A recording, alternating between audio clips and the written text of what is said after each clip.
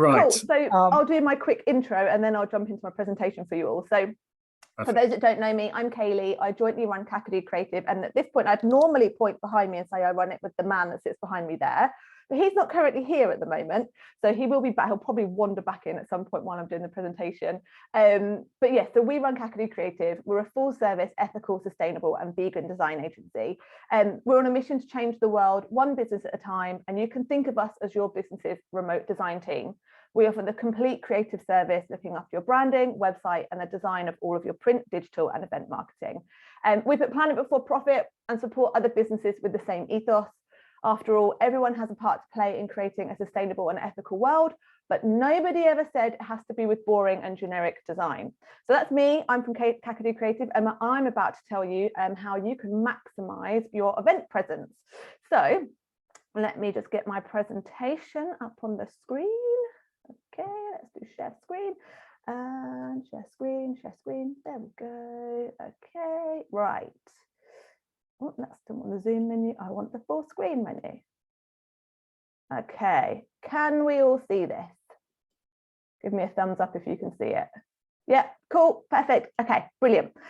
So events, expos, exhibitions, the last 2-3 years has been tough for that sector, really, really tough.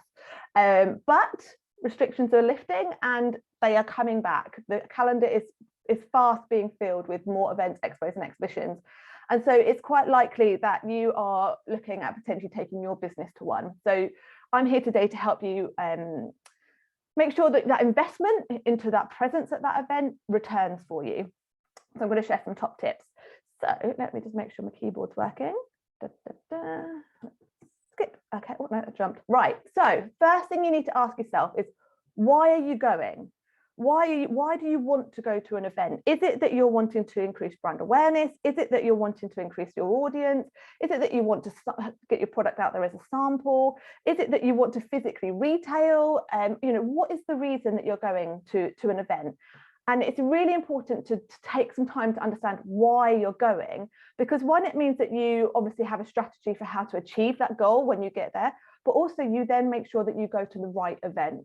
So it's really important, you know, when you're going to these events and these shows, they're not cheap quite often. You're not only have you got to pay for the stand space, you've got to pay for your stand graphics, your marketing materials, staffing, travel, food while you're there, hotels, you know, it can quickly add up. So you want to make sure that the events that you're going to are the right one for what you need. So just make sure you take some time to understand why you're going. Then obviously, once you know what event you want to go to, you need to choose your stand. So there's a few different things that we advise to consider when you're choosing a stand location. And one is try and get near the action. So if there's a stage, if there's a networking area, if there's a live action area, you know, if there's something going on that's going to draw crowds, try and get as close to that as possible, because that's going to be a really high traffic area. Another really high traffic area is the food. Quite often you'll go to these events and there'll be food areas. And what do we all love to do? Eat and drink. So if you can get yourself near the food and drink sections, again, they're going to be really high traffic areas. So you'll get a lot more footfall than being tucked away in an area that people aren't going to be drawn to other than walking around the stands. And another tip is get a corner stand if you can. A corner stand's great because you have two open sides. So no matter which way people are coming down aisles, they're likely to see you. If you've got 3 walls, you're tucked in. You've only really got a short period of time for that person to see your stand and be enticed into it. But when you're on a corner stand, as people are walking down the aisles, you're in the distance, they can see you the whole time they're walking down the aisle. So a corner stand is a really, really nice premium location. Once you've got your stand and you know where you're going, pre-book meetings. Now, this might seem a bit weird. You might be thinking, well, hang on, I'm there to meet new people and meet and find new customers. But actually, we're nosy as people. We want to be involved with something that's popular. We want the latest thing, the newest thing. And actually, if a stand's empty, it can be a little bit intimidating for someone to walk onto. And also they may look at it and say, well, that stand's empty. Maybe it's because it's a bit rubbish and they haven't really got anything good to sell or to show me. So I'm not going to bother. But if there's people already on your stand, it creates this FOMO, and if you don't know what FOMO is, it's fear of missing out. So having people on your stand creates a bit of a buzz and makes people go, oh, what's going on over there? So if you pre-book meetings, you're kind of engineering that situation. So it's a good one to do if you can. Next one, be eye-catching. Now, look at this picture here. Okay, this is from a big vegan event that happened. This is a couple of years ago. Do any of these stands stand out to you? Does any of this make you want to stop and look? They're really, really dry. They're really boring. And think about the fact that you're in an event situation with potentially hundreds of other exhibitors. People are milling around. They've been there all day. They're wandering around. They're feeling tired, or they don't really know what they're looking for. If your stand is just white space with maybe a banner on the back, are you really going to catch those people's eyes? Are you really going to engage them and pull them in? Maybe, but you're taking a chance. So one of the most impactful things you can do is to invest in really strong stand graphics. So wrap your stand in something really strong, really bold, really visual. And the thing is, a lot of the time you might think, well, that's quite a big expense, that's quite a big investment. But Mark at Cobalt, the guy who runs this event, if you're not sure who I'm talking about, we did some work with him earlier on this year. And what we did is we designed the stand graphics, but we designed them so that he can reuse them. So yes, the initial, if he was to just go to one event, maybe it's a big investment, but realistically, you're not going to go to one event. So it's an investment. It's something that you can reuse over and over again. Don't think about these things as a one and done. And especially from a sustainability perspective, we don't want to be creating, big printed graphics and then throwing them away at the end of an event. So create something that's really big, really bold, really eye-catching, but that you can reuse. And another thing as well is we see it quite a lot where we'll see stands and they'll just have a big banner behind them with their logo, their business logo. And I don't mean to sound rude, but no one cares what your logo is. No one cares what your business is called. They want to understand what you do for them, what you're selling, the benefits of them coming to your stand, and the benefits of your product, whether that's a service product or a physical product. They want to understand, why should I come to your stand and speak to your staff? So make sure that you've got really strong graphics that straight away tell them why they should care about your stand, why they should care about your service, why they should care about your product. And like I said, try and make it so that it's reusable, it's not time sensitive. If you've got something where you want to do a specific offer for each different event, design your main stand graphics with a space where you can change a sticker or you can change a poster, so you can create that of the moment design, but without having to reprint the entire stand every time. And that, I'm just checking my notes, make sure I've covered all of that on that one. Yes, okay. Oh, and actually, so I wanted to sort of pick on Mark again a little bit, in that he went to an event and another person we know went to an event, and that person said that it was rubbish. They didn't really get any leads from it. It didn't really work for them. It was a bad event. Mark, on the other hand, came away with dozens of leads.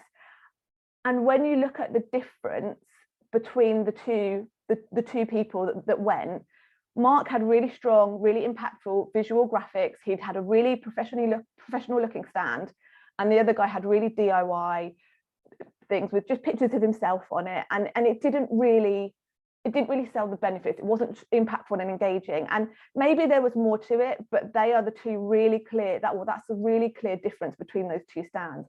And Mark had a good event, got loads of leads, the other guy didn't. So again, if you're going to invest into these stands, you're going to invest into going to an exhibition or an expo, don't neglect your stand graphics, because they are your billboard. They are what will draw people in. So once you've done that, be interactive. So I'm not talking about having fancy computer whizzy tech and VR helmets and all the rest of it. I mean, if you can do that, do it. Great, brilliant. But it doesn't have to be that techie. It could literally be that you've got samples. That's something interactive. It's something where you can have someone at the front of the stand handing out samples and engaging with the audience, giving them a reason to come and talk to you. It could be that you've got a game, I've got on the screen here, spin to win. It could be that you've got a spin thing and it gives them a discount, or it gives them a special prize. It could be as simple as you've got a gift basket and people can play a game to win that, or a raffle, or just do something that gets people engaged with your stand, that doesn't cost them anything. And the reason I say this is because it's quite hard to get people often to put their hand in their pocket, especially at shows when they've got so much choice. So if you can give them a reason to have an experience on your stand, then you start to engage with them, you start to make them think positively about your business, and then they're more likely to stay and to talk to you and find out more about your product and potentially make a purchase, or sign up to your marketing mailing list, or book an appointment to speak to you after the show. But just try and do something that creates an experience on your stand, because it will just really help to start that relationship with that person that's talking to you at that point. I kind of just touched on that a little bit, but capture data. So one of the big things that people quite often neglect is capturing data. You know, it's great that there's all of these people here at the event, but how do you carry on that relationship with them? How do you carry on building with them after the event? And there's a few things you can do. So I've got an iPad on the screen here. It could be that you've got a lead magnet, and you have a landing page on your website that's displayed on this iPad, and they enter their email address in to be entered into a chance to win X, or to download a document that helps them with a specific thing that's related to your business. It's a really simple thing to do, but it enables you to then put them into your marketing funnel and keep talking to them. Other things could be raffle prizes. I sort of mentioned raffle prizes, but another thing could be social media competition. So you could, for example, have one of those social media frames, and it could be that you get people to take a photo of themselves with the frame. You ask them to share it on their social, tag your social in, and then they get entered into for a chance. God, put my teeth in now, Shabari. They get entered in to win something. So just think about how can you capture data so that you can carry on maximizing the time that you've spent at that event. Alongside that is have some supporting marketing materials, have things that people can take away with them. For example, it may be that you've got a bag of branded goodies. It could be that you've got, I mean, I really love the pen. It's going to give me a little bit away here in regards to like the ethical side of things, but I love those pencils that you plant and then seeds or herbs or things will grow. Something that's a bit quirky or different, but don't just think about things that they can take away. Also think about your marketing materials at the event. So you've got your stand location, you've got impactful graphics. What else do you need at that event to help you to market to that audience that are coming to the event? Is it that you need roller banners? Is it that you've got a plinth, you've got a stand, and you're going to wrap that with branded graphics just to really tie everything together? Make sure you've got your business cards, whether that's printed or it's a digital business card. There's quite a lot of digital business card options. Do you need flyers and brochures? Like I mentioned earlier on, digital landing pages so you can get people to sign up. Just think about all the other things that you're going to need to really make sure that you maximize that event and you get marketing materials into everyone's hands so that they can take it away and you can carry on with that relationship with them. Side note on that, we've been to a lot of shows and we have been the recipient of so much plastic crap. It's awful, and you just know that this stuff is going to end up in the bin. So when you are thinking about getting branded goodies and branded things for people to take away, don't just think about what they're going to do with it on that day. Think about what they're going to do with that product long term. How likely is it that they're going to reuse that product, keep that product? How likely is it that it's going to end up in the bin? Be smart about the things you're giving away, because one, it's not good for the environment, and two, you don't want to invest a load of money in things that people just throw away. So just think about what you're going to do if you're going to take branded merchandise. Next one, the right staff. You've got this grumpy man on the screen here. You want staff that people want to come and talk to. And not only that, you want staff that can have a conversation with the people that come to your stand. You don't want people that when someone comes up and asks a question about the product, they say, oh, I don't know. Or maybe it's in this document, maybe it's here, maybe it's there. It just looks really unprofessional and it creates a really bad user experience. God, web talk. It creates a really bad experience for that person visiting your stand. So make sure you've got people on the stand who are engaging, who understand your business, who can answer questions, and who want to be there as well, who are passionate. If you've got people stood around looking bored and grumpy, it's not a good advert for your business. And make sure you're taking the right people with you that will represent your brand in the best way possible. General housekeeping. Now, yes, there is a bit in here around cleaning, so keep your stand clean and tidy. You know, don't have stuff everywhere. Keep it clean, keep it tidy. If you're going to bring bags and things like that, plan that into your event design. Think about, okay, if we're going to need all of these products, but we're not going to need them out on display, plan for there to be some storage that's all branded up, that fits with your business, but you've got storage that keeps everything neat and tidy. Don't sit down. Another thing about sort of the staff, if people are sat down, especially if they're sat down on their phones or the likes of things like that, it's a real signal to the audience of, I don't want to talk to you, don't come near me, I'm sitting down, stay away. So don't sit down. So stay off your phone, stay off your computer. And one tip that we were given a while back, which just was brilliant, was, like I've mentioned, don't sit down. Your feet are going to hurt. They are. So if you're at a multi-day event, a trick I was taught a long time ago is bring a second pair of shoes, because what happens is when you're stood up all day, you compress the padding in the bottom of your shoe. So if you swap shoes the next day, it gives your original pair of shoes time for that padding to re-puff up. You've got fresh padding the next day, and it just starts to help you save your feet. Now, I'm not telling you that your feet aren't going to hurt at the end of a multi-day show, but it just helps a bit.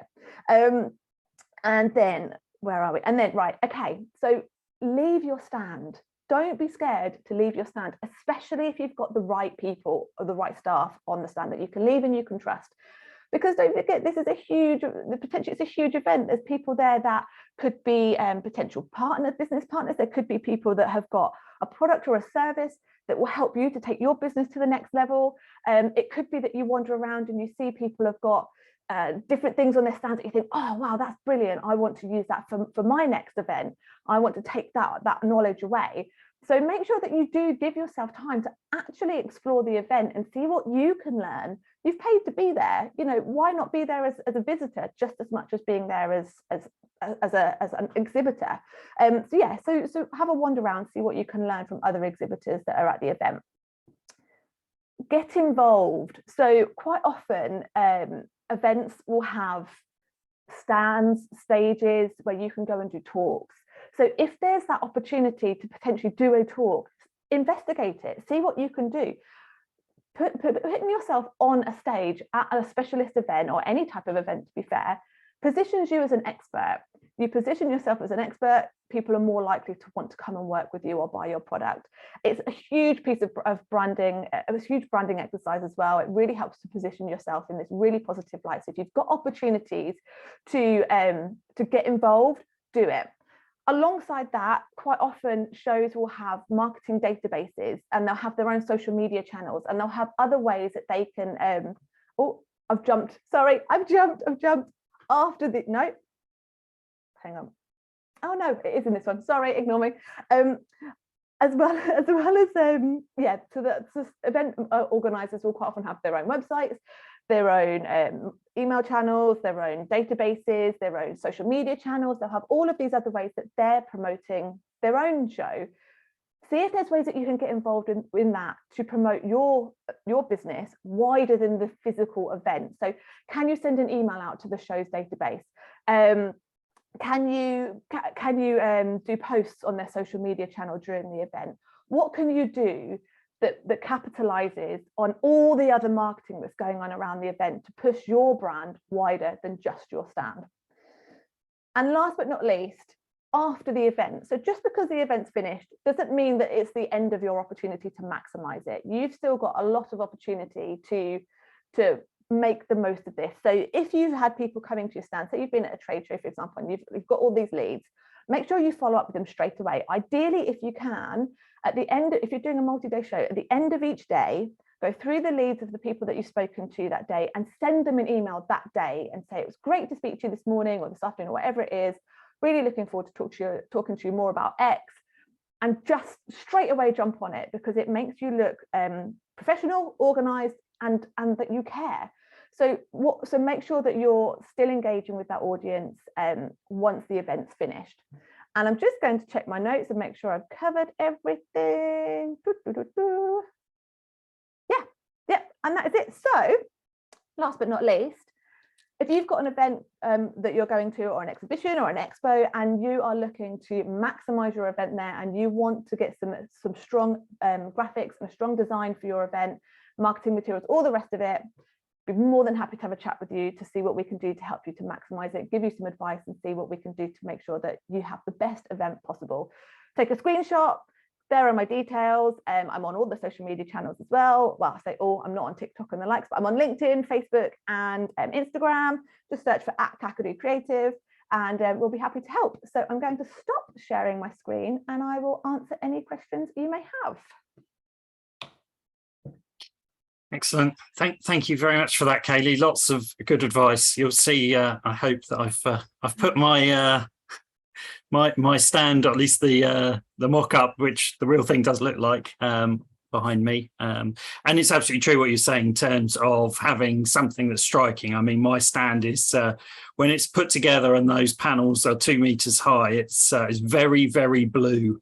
But it catches people's attention because there's a lot of quite bland colours around, and lots of sort of white and pale pastel colours and stuff, and then they kind of hit this bit that's sort of, you can see it from half a mile away, is bright blue, and they do stop. People have stopped and literally just said, oh, your stand's really noticeable, you know. So and then you've got them, because you can then start to have a conversation about what you do. So I think that's good.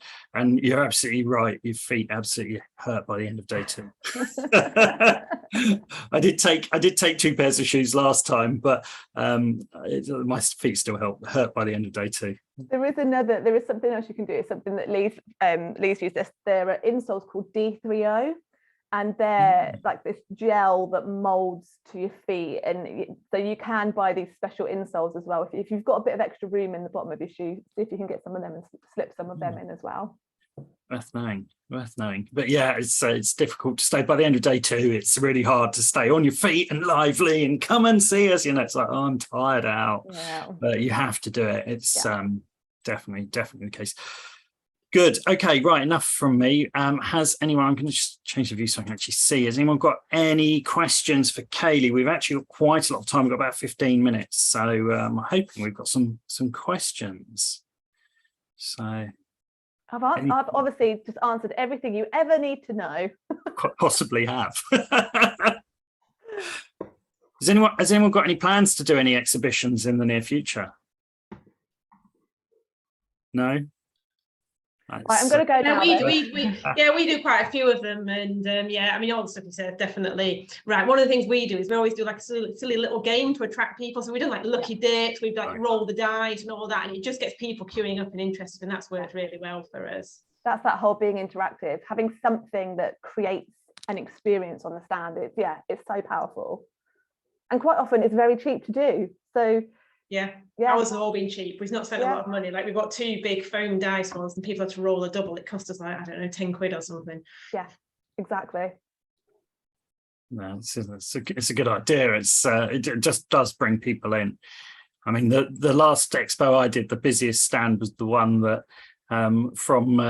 from sort of the middle of the afternoon onwards was giving away free beer, but obviously you can't always do that. But they were rammed. I don't know whether they got any sales, but I thought that's actually quite a good idea. They just pretty much had it set up as a free bar, you know, so then people came in and they had a drink and they were a bit relaxed, and then they just chatted to them. I thought it was, you know, and that was an IT, it was a cyber security company, so it really didn't have anything to do with beer. So it goes to show, you know, a bit of creative thinking. But yeah, it does. Like, we went to, there was a business event, a business expo here like last year. It was just before COVID, and one of the only stands I remember visiting was one that had a basketball hoop, and you threw a ball into the basketball hoop. I don't even remember what you won from doing that, but I remember the physical act of trying to get the ball in the basketball hoop, and it, you know, that stood out to me. It was such a simple thing, but because I physically interacted with the stand, they've then made that impact in my memory, and now I remember them. So I was going to say, the question is, can you remember what they were and what they did? they were a consulting company. So again, it had nothing to do with what they're about, but it just got people stopping, engaging, doing something and having an experience. So yeah. Vicky, you said about they had to roll 2 die. What did they win? Did they win anything? It was interesting. We just I bought a load of bags of vegan chocolate coins, actually. So it was like it showed it was money, because obviously we're in the business of money, and yes, a really cheap price as well. Yeah, I was just interested. Okay. Yeah, very good. Very good. So, Jay, you got your hands up. I was about to pick on you anyway, so go for it. Oh, are you? Yeah. I know you've done one recently, right? So, yeah, I was going to mention it. So really, really useful, Kayleigh. Thank you. And a couple of really simple things, but things that you wouldn't have thought about, like the shoe things, game changing. I didn't do it for the last one, but I also have.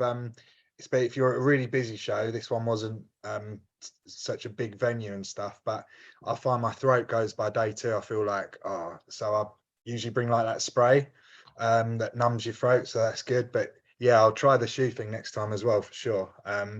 My query is just about follow-up. So obviously every company's different and everyone's different, but we had a show, Caitlin and I, probably going back 6 weeks now, and I had 2 or 3 key really good conversations. One with like a lady who's actually, her husband's got a pension, she wants to follow up, and my question was, do you do anything differently after a show? We've obviously followed up once already, maybe twice with certain people, but usually what I do is have like a rule of 3. So if I speak to someone on social media or anything else, I sort of have 3 points of contact, and the third time I don't hear back, I just say, look, I'm leaving it with you. But I'm just wondering, in your experience, whether that process was different because you've met them at a show or not. No, I would generally do the rule of 3. I don't like to feel like I'm nagging someone, and I feel like if I've done 3 times and they've not come back to me, and I've spaced it out, it'll be a week or a couple of weeks between each piece of contact. So maybe they're on holiday, maybe that they're in a busy period of time in the business or at home. So I make sure I space it out. I can't stand having an email every other day from a company saying, I've sent you an email 2 days ago, you haven't replied. I'm like, yeah, okay, just leave me to it. I'll get back to you. It annoys me more than anything. Yeah. And likewise, if someone messages me relentlessly, it just frustrates me. So I'm very much like you, 3, maybe 4, depending on the conversation. I then may have another one 3, 4, 5 months down the line. I may just send another message and just drop in and say, we spoke a while back. I don't know if it was a busy time for you at that period, so I thought I'd just check in again, just in case there's a better time. If it is and you want to pick up conversations, we're more than happy to have a conversation with you now. If not, again, here are my details. Be happy to chat whenever's good for you. But one of the things I would say is, as well as doing that physical, you're doing that personal reach out to them, try and make sure that you get permission from them to put them into your marketing funnel, so that you can, whether they reply to your personal contact, if you've got them in your email database, for example, they can just get your newsletter however often you send it out. If you've got them in there, then they're still being drip fed that relationship from you. They're still being drip fed. Really good. Yeah, and then that's not an all or nothing then, because even if you hear back from him in a year's time, that's still valuable. So yeah, thank you for that. That's and it really may be that she got home and realized, actually we're locked into such and such for another 6 months, so there's no point talking to him now. But people don't like to say no. They feel really uncomfortable doing that, so quite often they'll just ignore and hope that you'll go away. So actually, if you give them the opportunity to come back to you at a time that's right for them, but you, like I said, you stay front of mind by keeping them in your other marketing funnels, then it means that they don't have to say no to you now, and they can come back to you at another time. So brilliant. I'll do that today. I'll follow up. However, I've done a couple of emails and a couple of messages, I think. So I'll just ask for that permission, and then hopefully it's a little can jog their memory a little bit. Brilliant. Thank you very much. Yeah, you're welcome. And try and get email and phone number as well, because not everyone's great on emails. If you've got a phone number, And likewise, some people hate having phone calls, so they'll ignore you on the phone, but they'll reply to an email. So if you've got a couple of methods of contact with them as well, it helps. Awesome, thank you. It's really good stuff. Brilliant. And yeah, however, the recording, I think that's really good. Hopefully that's recorded in high res and stuff, but yeah, that would be great to add on to the group and stuff, because there's loads of Yes, we'll be loading Kayleigh's talk onto the YouTube channel along with obviously all of the others that are there. So and I'll share a link to that before the end of this call, actually. Shabari, you've got your hand up, so I'll let you ask a question while I go find the YouTube link. Thanks, Mark. Yeah, Kayleigh, that was a really good presentation. So thank you for that. Pre-COVID days, I did hundreds of events, from small events, small local events to medium-sized events up and down the country with Shabari Loves Tropic. And yeah, so I do have quite a lot of experience, not always, good experience, but yeah, I used to do so many physical events pre-COVID days. And one thing actually that I remember is in the early days when I didn't have a card reader, people will come up to my stall and say, oh, I don't have the cash. And then like a couple of years down the line, I got myself a card reader, so people didn't give that, weren't able to give that excuse. Yeah. So yeah, I think that's also another important thing, is to have a card reader.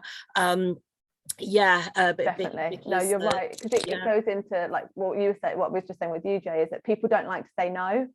They don't like to straight out say no, because we as humans have this inherent nature that we all want to be liked, and saying no to someone, you'll think, oh, they're not going to like me. Now, whether they know you or not, you're a total stranger, but we still want people to like us. So we try and find an excuse that isn't, no, I don't want your product. No, I don't want your service. So yeah, any excuse, I don't have cash, is easy one. Yeah, I think that's very true. It's kind of, I mean, it's like when someone phones you, right, for a sales call, and it's kind of, or likewise when you're making a sales call, it's kind of remove all the excuses, and then actually, if you're trying to sell, really what you want someone to do is say, no, actually, it really just is a no, I just don't want your product. That's fine, because then you know not to keep pursuing them. Whereas when they give you a fake excuse, you keep pursuing them, waiting for that fake excuse to pass, because, oh, now's not the right time or whatever else. And the more you can remove those things on the stand as well, definitely true. So, right, Ollie, you've got your hand up, so I'll let you ask a question.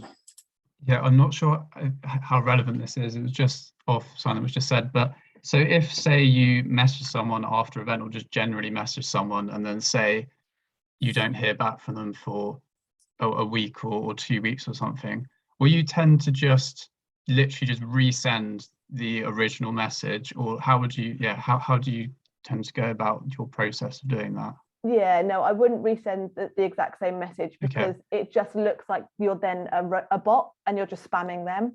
Okay. So it's really important to, especially if it's a personal, a one-to-one conversation, it's really important to make sure that message that you're sending them is tailored to them. So I would generally, if I've sent a message, so say for example, I've been to a show and I've had a stand and someone's come to the show and they've seemed interested, and I've then followed up and said, great to meet you at the show.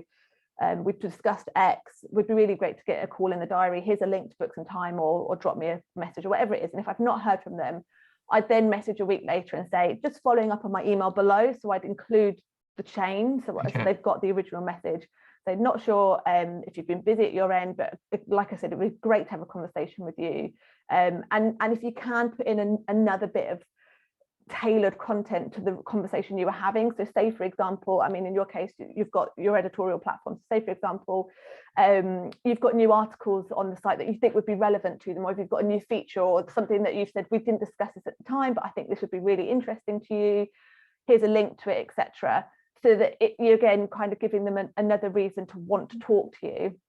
And then if you've still not heard after that one, then that's at the point where I'd say, look, I don't know if I'm following on from my last two messages, I don't know if you're if it's really busy at your end, I hope everything's okay. Just wanted to say, here are my details. I hope to hear from you soon, you know, something along those lines. That's like I'm still here and I still want to talk to you, but if this isn't a good time for you, then contact me when it is. But yeah, each one should be unique. Okay, thanks. Yeah, I mean, I've never got to 3. After 2, I tend to leave. I find it far too, because I also don't, if someone emails me, I don't get back to them for a week. I'm aware and I'm going to do it when the right time is. So if I got 3 messages from someone, I might find that a bit much. So I'm normally on the 2 bits. Interesting, both of you said 3 sort of where you stop. So maybe I should occasionally go to that 3rd one. Yeah, and that 3rd one isn't like I want to talk to you now. That 3rd one is, if this isn't a good time for you, if you're really busy, okay, just give me a shout when you're free. Would be great to catch up. And then, like I said, then if I've still not heard, and then I'd make a note in my diary for like 3, 4, 5 months later, depending on sort of the situation, the conversation, to then check back in and say, hi, it's been a while since we spoke. How's everything going? This is the latest updates at this end. Are you still interested in getting on a call and having a chat? Okay, and all of that within the same chain, so you keep the chain. Yeah, so they can see. So then if it's maybe 4 or 5 months down the line and they've maybe forgotten what you spoke about, or forgotten who, they can look back and go, oh yeah, that was how I met them. That was what we were talking about. So it just helps to keep. Okay, thanks very much. Going. Thanks. Yeah, no worries. So I'm going to go to Deepak in a minute because he's got his hand up, and then Jay, I see you waving as well. So you're next. I was just going to say, really interesting what you were just saying there, though, Ollie, about feeling uncomfortable after like the 3rd follow-up, because I was actually reading a Google research document a couple of weeks ago now, where they were saying the average number of touch points before a customer buys is actually 11. The average salesperson gives up on the 5th, which is why you don't get the sale. So, and it's also not just about the 11. It's not 11 necessarily 11 emails. It's 11 touch points with the business. It could be they've seen 2 of your social posts, they've received a newsletter, they've seen you at a show, they've had 4 emails from you. It's all of the 2 phone calls, and then you've got, I don't know if that adds up, it's probably not quite 11, but you've got to, it's building that trust and that relationship, and them knowing that you're consistent and present, and if they were to buy from you, you're not going to disappear overnight and they're left with a rubbish product or a rubbish service. Yeah, and an interesting couple of comments in chat that, you know, it used to be 7 to 10, and Deepak, I think it's 13 now, and it's going up because we're just bombarded by more and more stuff all the time, so you have to talk more times to cut through. Anyway, Deepak, go for it. You've got your hand up. So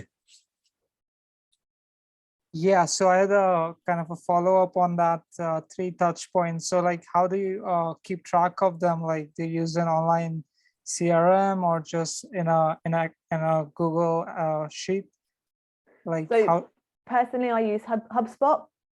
So it's a CRM system. It's perfect for me. Our newsletters and everything go out through MailChimp, but my personal conversations where, like we're saying, where I would message someone and say, hi, good to have spoken to you at X, they go through my HubSpot, so I can see what's on there. And I don't know if anyone else uses HubSpot, but I love it because you can set tasks for a future date. And so each day I log into HubSpot, I bring up the list of my tasks for that day, and then I can see, okay, who do I need to catch back up with? What do I need to do today? Who do I need to speak to? And then that helps to keep me super organized. I've heard good stuff about Go High Level, because with Go High Level you can kind of automate that, or like you can customize those messages to that specific person, but also you don't have to worry about it. Okay, if this person doesn't reply to this day, then you can send them that message ongoing whenever you set it up for. So like, one other little question was like, usually how much time do you wait? Like I wait for about 3 days, and that's how long I wait. So personally, I wait a week because I know from situations in the past, generally if someone's not got back to you within 3 days, it's either they're super busy at their end, or they're on holiday, or they're sick. So I've always found that 3 days is quite often a bit too soon, so a week. But I try and then email. So say, for example, I've emailed them on a Tuesday, and they've not replied, I won't then email on the Tuesday the following week. I may email on the Monday or the Wednesday, because it may be that Tuesdays are just generally an awful day for them. And so by shifting that day that you contact them, it may be that actually a Monday's a quieter day for them, or a Friday's a quieter day for them. That's how it works for me. Yeah. Thanks, Kayleigh, for this wonderful presentation. Oh, you're welcome. No worries. Excellent. Thank you, Deepak. Right. Jay, you had your hand up as well. I don't know if you want to come in on something. We're almost at time, so we'll just quickly go to you. Just a really positive comment, really, in terms of this same topic of following up, and is not to assume that they're not interested just because they haven't got back. Mm-hmm. And I'll give you an example of this. I made a connection with an estate agent in London. They have a particularly awkward thing that I was looking into, and I just gave them a direct response of, look, it's not possible, you can't do what you want to do. And I didn't hear back from them, and this was probably weeks and weeks ago. And I just reached out on Friday and said, not sure, like I basically explained my decision back then and reason why I advised what I advised. And they come back and said, oh, we've been meaning to get in touch with you. Actually, we've got another lead for you. So it's probably something that I'm just saying it because I've felt it a lot, and probably a lot of people here are feeling it a lot. Just because you're not hearing back, you just don't second guess, because the chances are they're just busy, or there's every chance they can come back to you. So yeah, don't let that prevent you from following up. And another thing as well with that actually is you have no idea when they will follow back up. So we just got a new web project, and when we sort of had the kickoff call with the client to confirm that yes, they wanted to go ahead, I asked them, because I knew we were in the mix of 3 other agencies, and I said, why was it that you chose us out of everyone else that was in the mix? And they said it was our presentation, blah, blah, blah. But one of the things that really came out from it was she said, well, we met networking, and it was a networking event from 2 years ago. She said, I met you networking, and I followed your social media content, and I've loved it, and I've just wanted to get in a position at some point to work with you. And 2 years down the line, she was ready. So you never know, when that time might be right for that person. So yeah, don't give up. Definitely don't give up. Excellent. Thank you for that. I think, yeah, very true what you just were saying there, Jay. I think, it's really easy to just kind of give up and think, oh, it's no good. But Kayleigh's right. Okay, good. I think we're at time. Well, we are at time. There's no think about it. We definitely are at time. So we shall wrap up there. Thank you very much, Kayleigh. Really useful presentation, as always. And anyone who hasn't found the YouTube channel, I put a link in the chat, and don't forget to save the chat, by the way. But Kayleigh's done a number of other presentations. I've had several of the rest of us. So there's plenty more material in there that you can see. And it's obviously super helpful to us if you do subscribe to that channel and like the videos. It just helps to build the visibility of this group on YouTube, which is another route by which obviously we can bring people into the broader vegan business networking group. So I would strongly encourage you to get on and like and subscribe to some of those videos and comment and things like that. And we'll try and get a bit of interaction going through that channel as well. Good stuff. So I'm going to stop the recording there, actually.